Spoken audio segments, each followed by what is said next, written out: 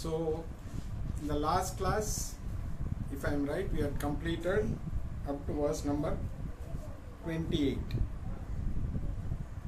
So from 25 onwards, verse number 25 onwards, Krishna is talking about the various spiritual disciplines required for attaining moksha. So the first one was Jnana Yoga itself, where you gain knowledge through Jnanam, but without getting your mind ready, that Jnanam may not be available when you need it. So to prepare the mind, he has prescribed other self-disciplines, starting like first is Jnana Yoga itself, which is the means of attaining moksha. So here we have to be very clear. Only through Jnana Yoga you can attain moksha. But to get the mind ready so that the knowledge stays firm in your mind, you need to discipline your mind, for which he has prescribed various other disciplines.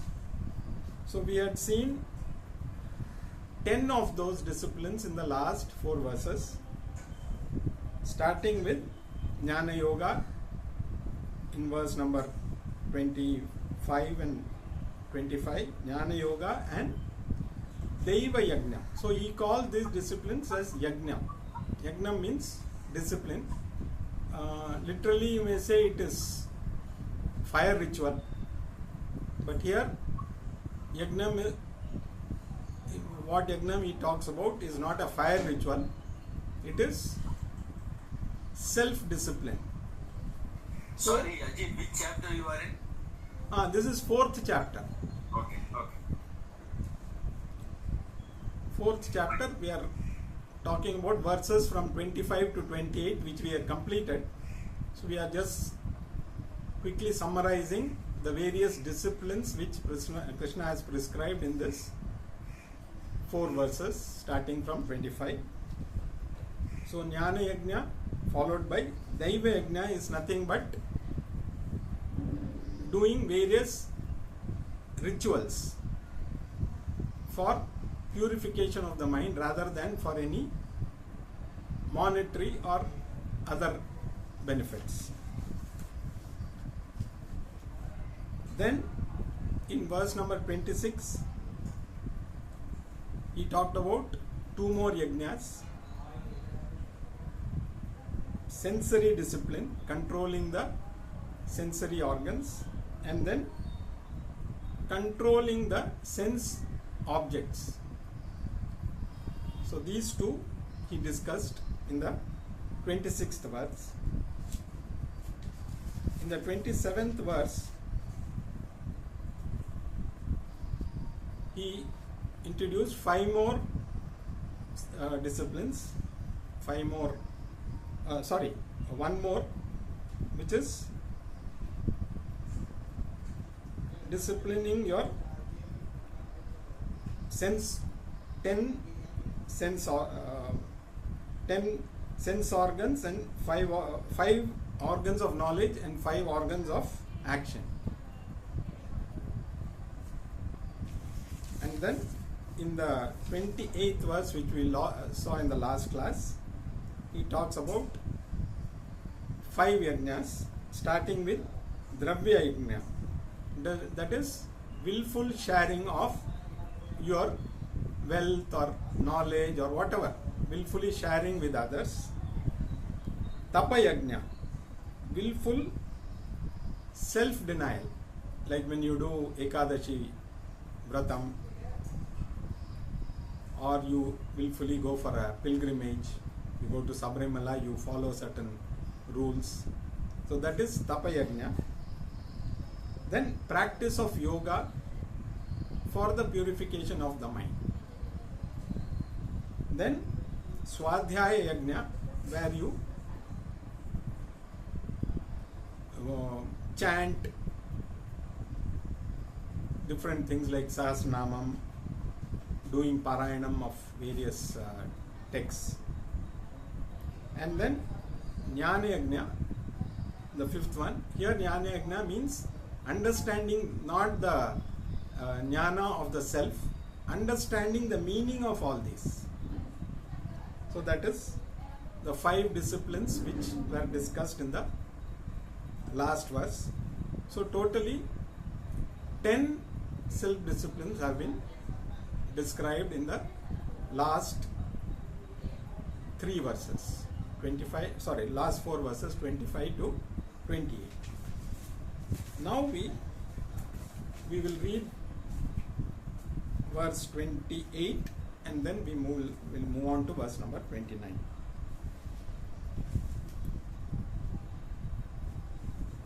Dravya yajyastapo yajya yoga yajyastap tatha pare swadhyaya jnana yajyascha yatah samshita vratah.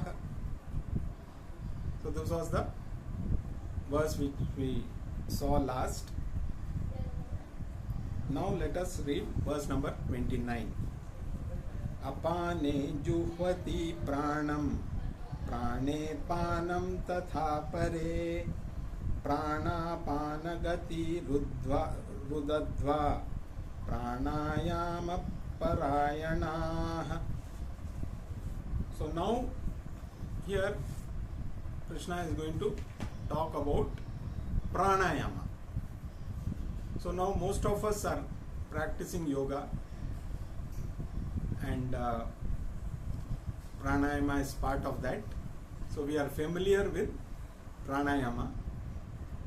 But here we are not going to, it is the same practice.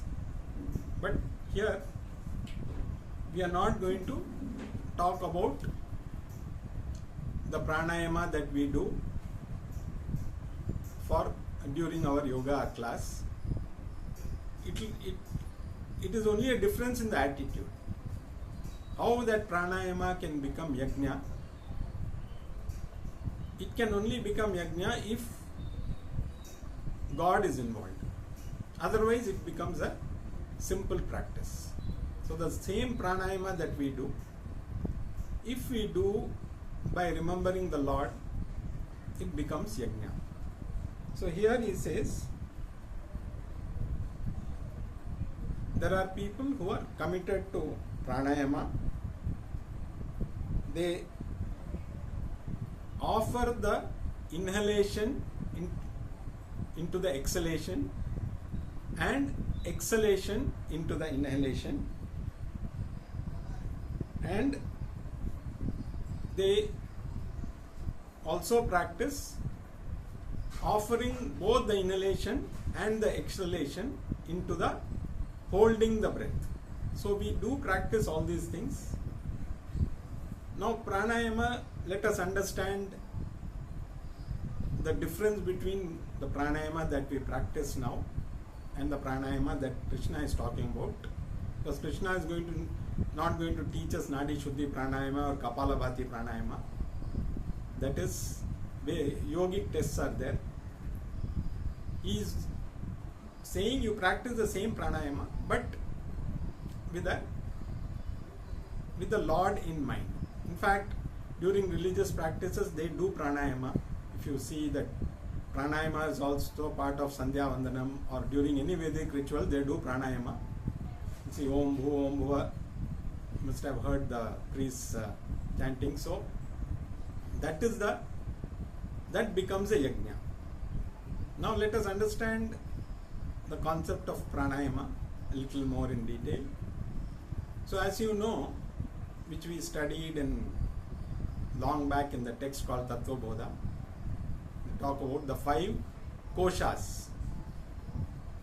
So you have the Annamaya kosha, you have the Pranamaya kosha, and then you have the Manomaya kosha. The physical body is the Annamaya kosha and Manomaya kosha is the mind. So in between there is Pranamaya kosha. So by regulating the flow of energy, prana, since it is connected to both the manomaya kosha, which is the mind, and the prana and the body, annamaya kosha, it gives benefit to both the mind and the body. So during yoga practice, the pranayama that we do is helpful in giving us better physical health as well as mental health. But here the purpose is only for physical and mental health. It is nothing to do with purifying the mind for moksha. So these practices, what we do, are limited to, they are good in the sense that if you are looking for a healthy body and a peaceful mind, as we say, those practices are ideal. But if your goal is to attain moksha, you have to convert that pranayama into a yajna by bringing the Lord into the picture. So when you practice pranayama, so you practice as a discipline. So some people, so there are 3 types of pranayama, as they say: Puraka, Rechaka and Kumbhaka. Puraka is inhalation. So inhalation means taking in the apana vayu. Rechaka means exhalation, which is prana vayu. And Kumbhaka is holding these two together for a length of time. So when you do it with a religious attitude, one who is doing Puraka, he is offering so Puraka means inhalation, so he is offering the exhalation into the fire. So you can take it as a ritual where you offer the exhalation. So your entire focus is on inhalation. In the other type, Rechaka, you offer the inhalation into the exhalation. So you offer each of these into the other. So you remove one of those. So it becomes a discipline because you have to do it very consciously and with the Lord in mind. So you are doing it as a ritual for purification of the mind. So it is not a mere physical activity. So we have to take it to a different level by bringing the Lord, because yajna happens only when the Lord is involved. Otherwise it's a purely physical exercise. And some people do Kumbhaka, that is holding both the inhalation and exhalation together. So you neither inhale nor you offer both these into the fire of Kumbhaka. So Kumbhaka means holding the breath. Kumbha means basically a pot.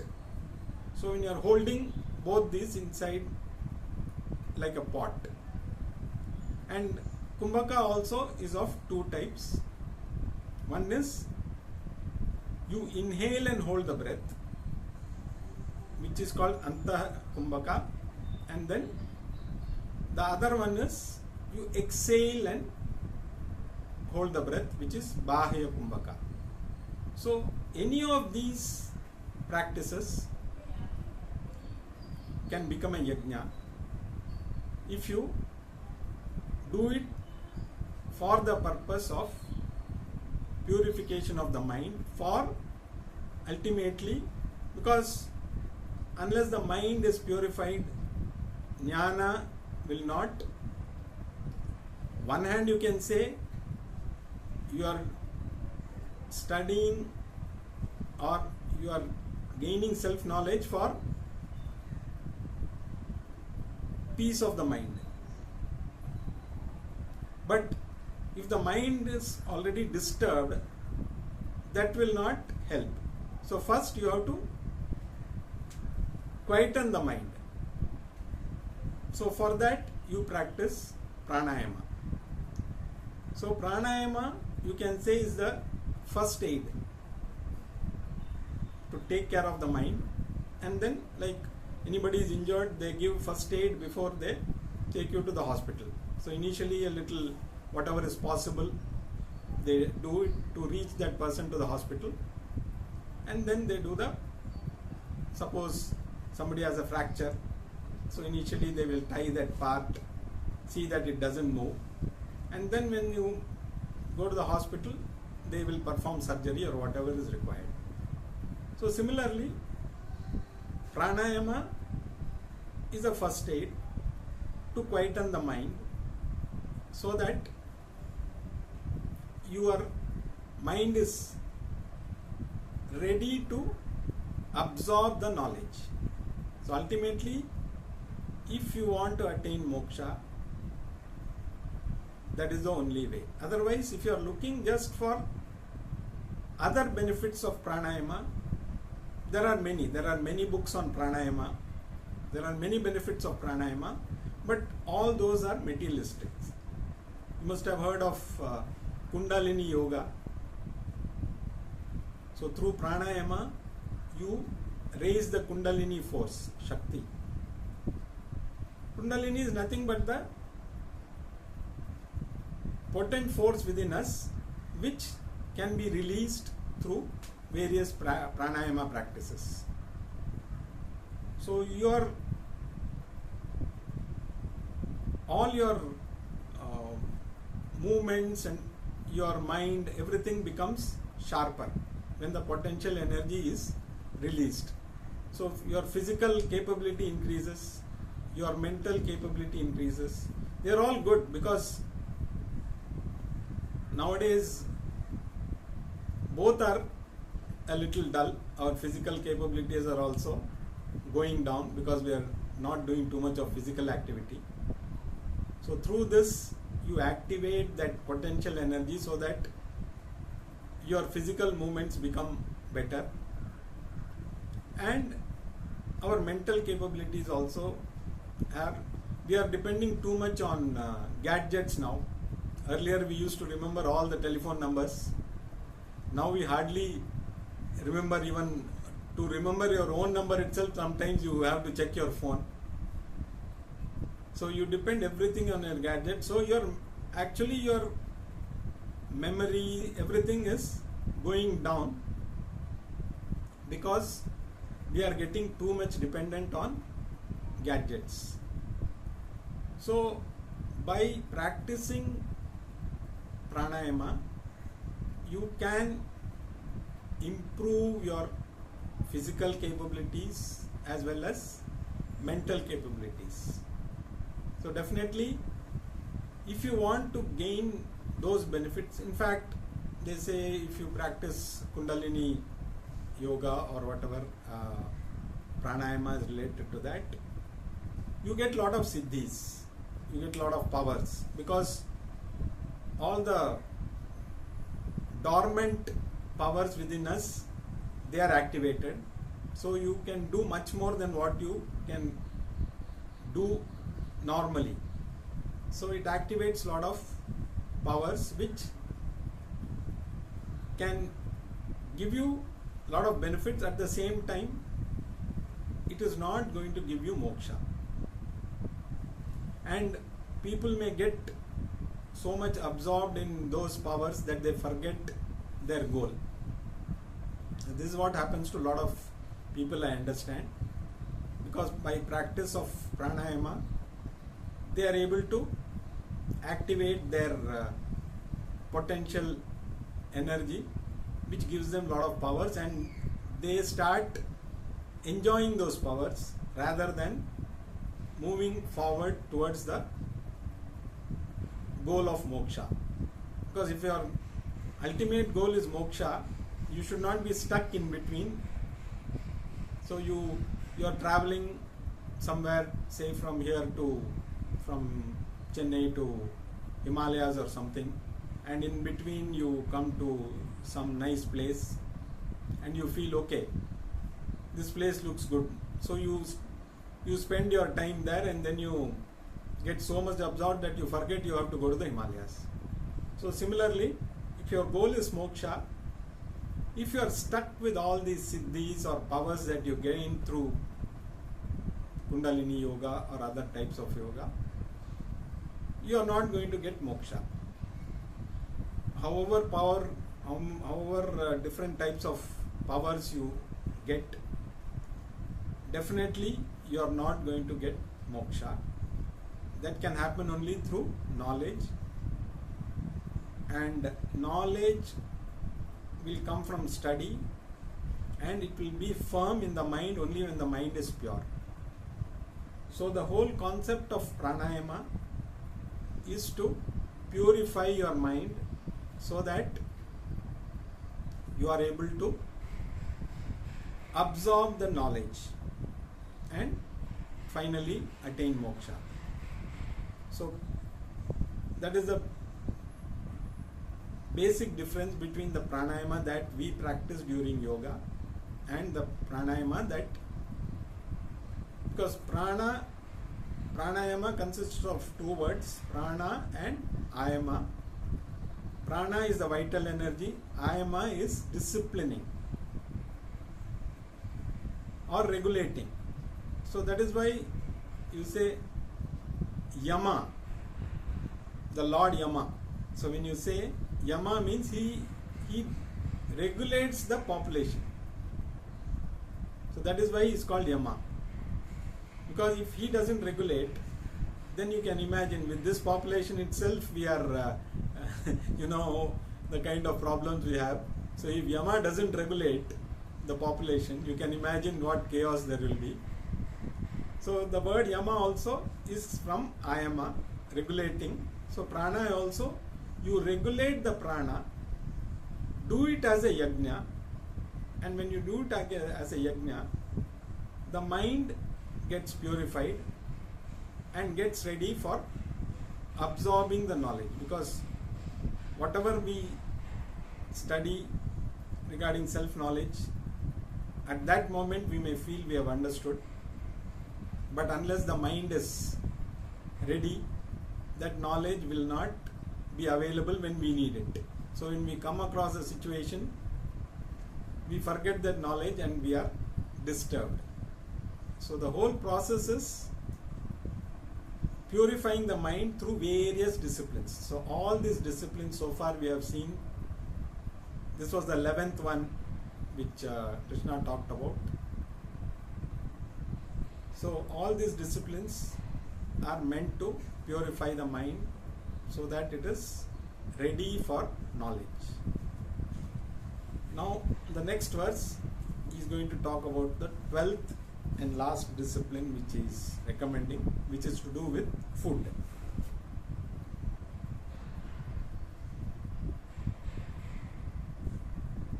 So let us read verse number 30. Apare niyataharaah pranan praneshu juhvati sarve pyate yagyavido yagyakshapita kalmashah. So here he is talking about food intake. So if you go by that video which we saw, the doctor asking the patient to follow Bhagavad Gita, everything is given here. So it not only takes care of your health, it takes care of your mind, and it also gives you a chance to attain moksha. So it is a complete, so you can, there are people who follow Bhagavad Gita for the sake of just attaining some material benefits also. So there are management classes based on Bhagavad Gita. So there they are not discussing how to get moksha. They are using Bhagavad Gita to improve their performances. So that also is possible. So the doctor also is talking about improving your health, improving your physical and mental health by studying Bhagavad Gita.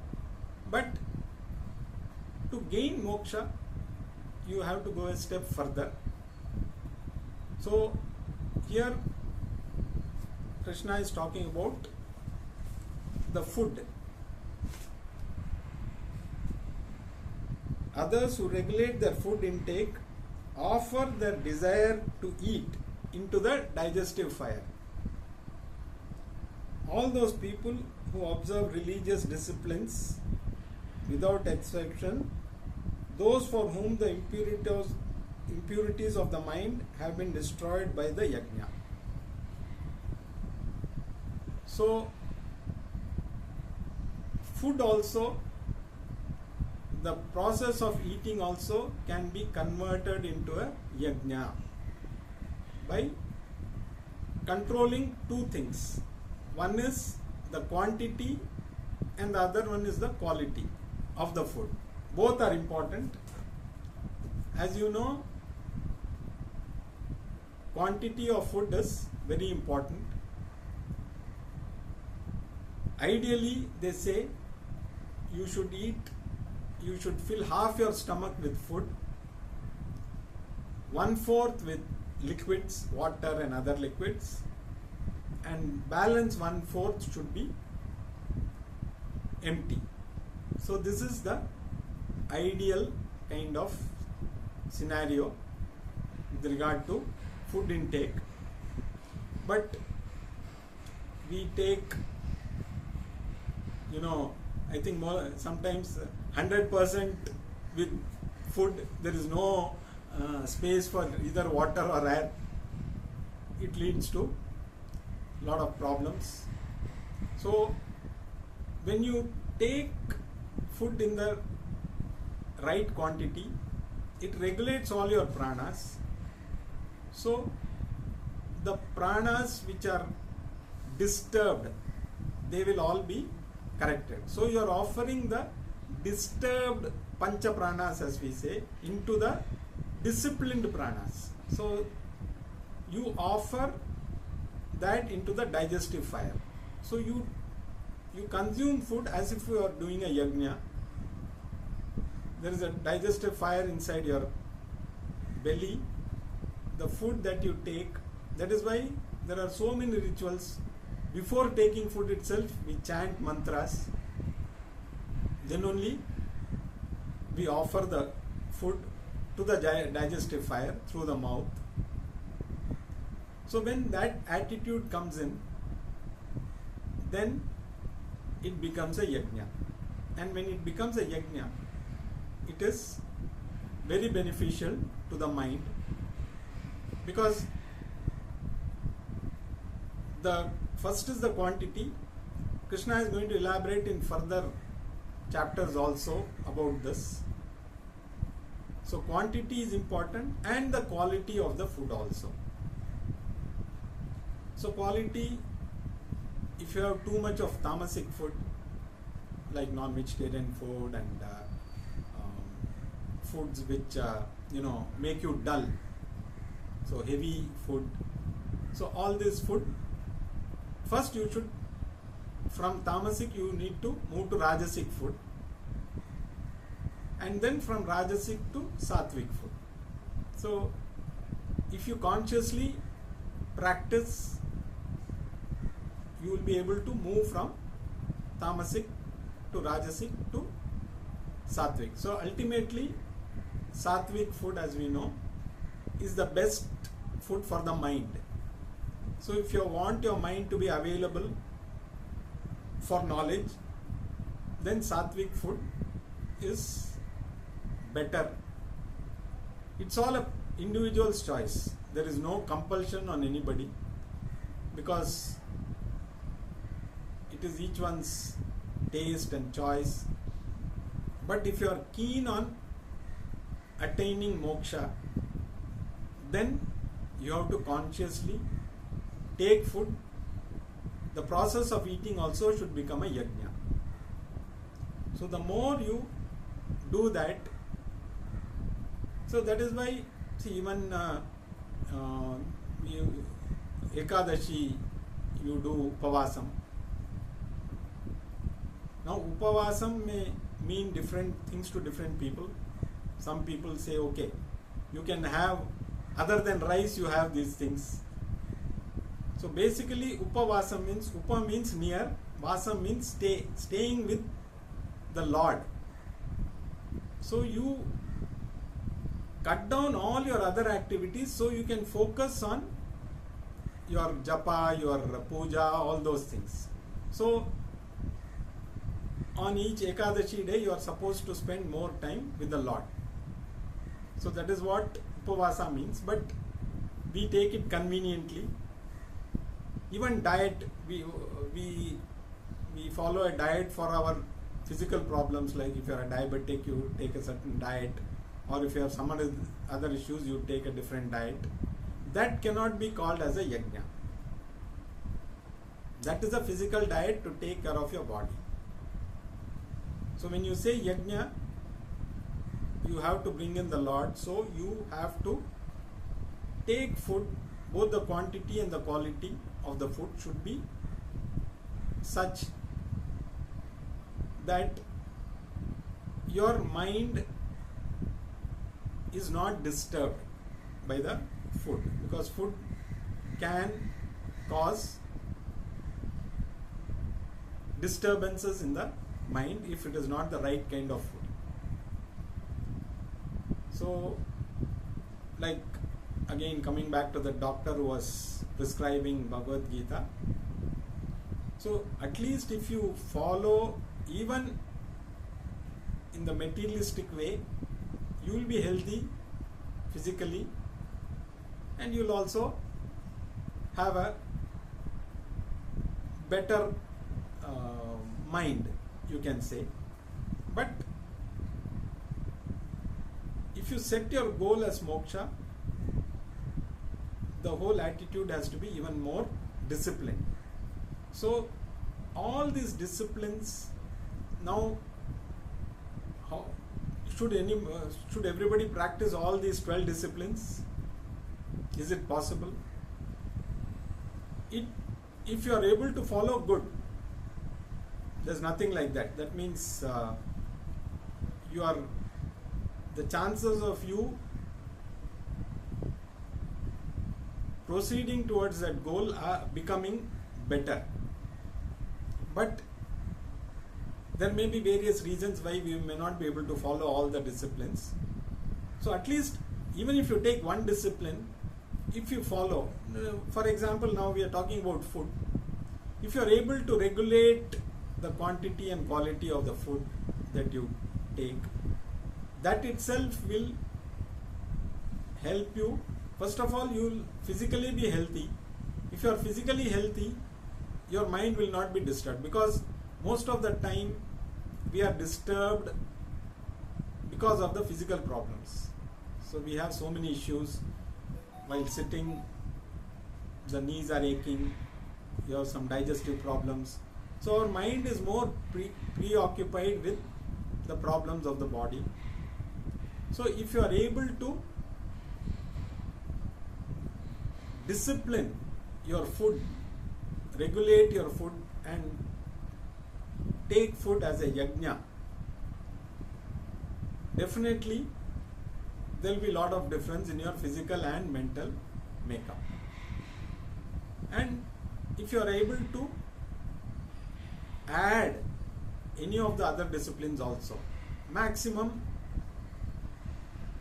among the 12, so because there are 11 disciplines and the 12th one is the first one, Jnana Yajna, which is the knowledge. So that is the primary thing. So that to gain that or retain that knowledge completely, you need those other disciplines to prepare your mind. So the more of those you follow, the more the chances are there your mind will be more disciplined to retain that knowledge. So Krishna has not only told us the goal, but he has also told us how to prepare your mind so that that goal is reachable. Otherwise, we may want to gain moksha, but without these disciplines, the mind will not be ready. And if the mind is not ready, how many ever classes of Bhagavad Gita we attend, at that moment we feel we will get moksha, but the next day we will forget about what we studied and we will be bogged down with all the day-to-day problems. So, the more disciplines we follow, whichever is possible among the other 11 disciplines. Of course, Jnana Yoga is a must because only that is going to give you moksha. But preparing the mind for that, the other 11 disciplines, the more of them you follow, the more you are likely to get your mind ready for that knowledge. So we will continue more in the next class.